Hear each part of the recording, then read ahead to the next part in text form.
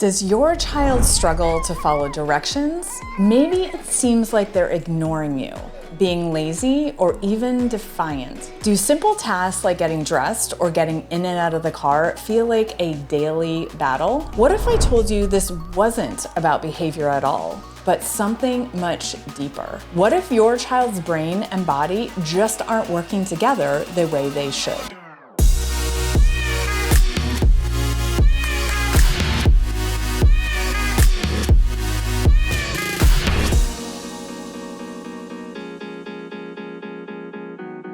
In this video, we're going to unpack something most parents have never been told.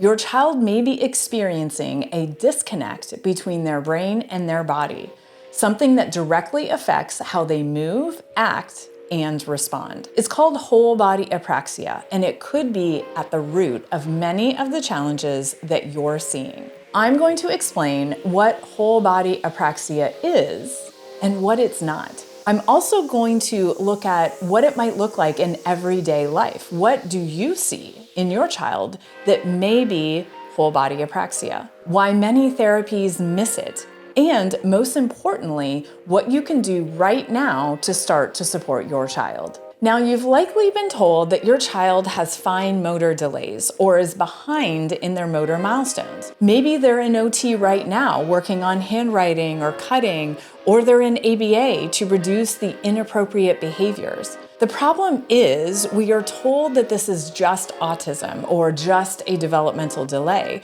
but we're not told why this is happening. So why is it happening? It's not about laziness or noncompliance or lack of motivation. It's often a motor planning issue or a breakdown in the brain's ability to coordinate movement, and it's rarely identified, let alone treated properly.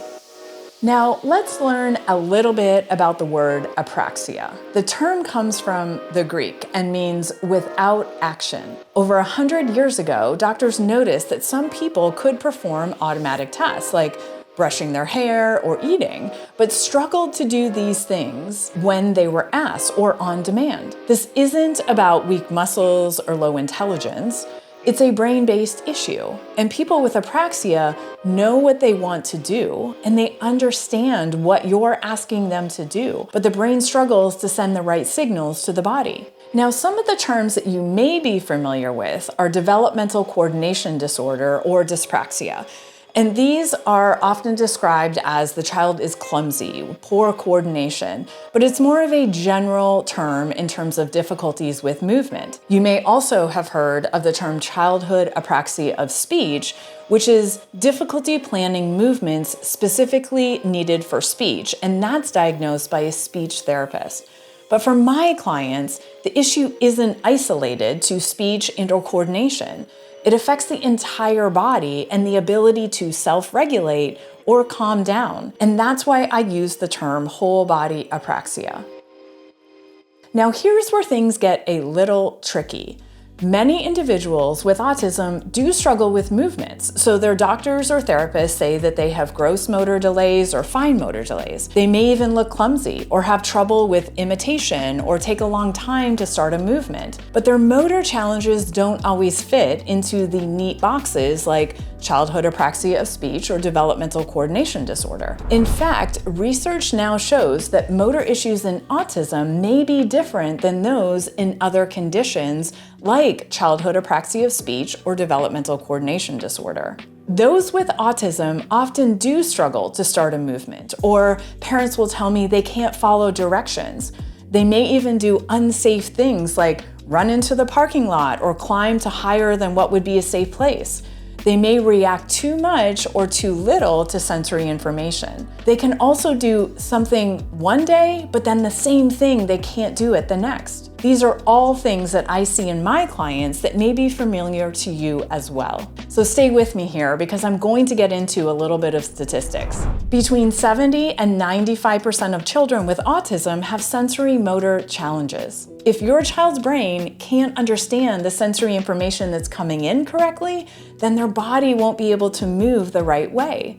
And on top of that, many children experience medical challenges like inflammation, food sensitivities, or internal sensory discomfort that can make movement feel uncomfortable or even painful. And even though 50 to 80% of individuals with autism have motor challenges, they're often not diagnosed with whole body apraxia, so they may not get the right kind of therapy. Instead, professionals might focus only on behaviors or fine motor skills without looking deeper at how the brain and body are struggling to work together. And finally, one study showed that when individuals with autism try full body tasks like kicking a ball or blowing bubbles, they take longer to plan and perform these actions. And it's not because they don't want to do it, their brain just has a harder time connecting the "I want to do this" to the actual movement. So let's summarize what we've been talking about here. So whole body apraxia is more than just trouble moving. It's a breakdown in how the brain connects to the body to plan, to organize, to begin the movement, and actually to complete the entire action. In autism, motor challenges may look different because of their difficulties with sensory processing or other medical-based issues. And your child isn't lazy or unmotivated. Their brain might just need different kinds of support to make movement easier. And here is something important to consider. Instead of starting with goals like tying shoes or using scissors, focus on big body movements first. These are easier for your child to learn and help their whole body work together. And I often tell families to just help your child move more. They may not like getting up off the couch or getting outside, but it's so important, and make it fun. Have a dance party, go for a walk, play outside, or do a simple workout together at home. Moving the body helps the brain and body work together better as a team. It also helps your child stay calm, feel better, and actually is good for our overall health. This is one great way to help your child feel more confident, strong, and connected. I also have another video on what's called motor coaching, which is one of the best ways to help your child learn new movements, so be sure to check that video out. If this video gave you a new perspective, please like, subscribe, and share it with another parent or professional who needs to hear this information. Also, please comment below and tell me if this has changed your way of thinking about your child or the clients that you work with. And if you want more of these videos about motor health, whole body apraxia, and autism, don't forget to hit the notification bell so you never miss what's next. Thank you, and I will see you on the next video.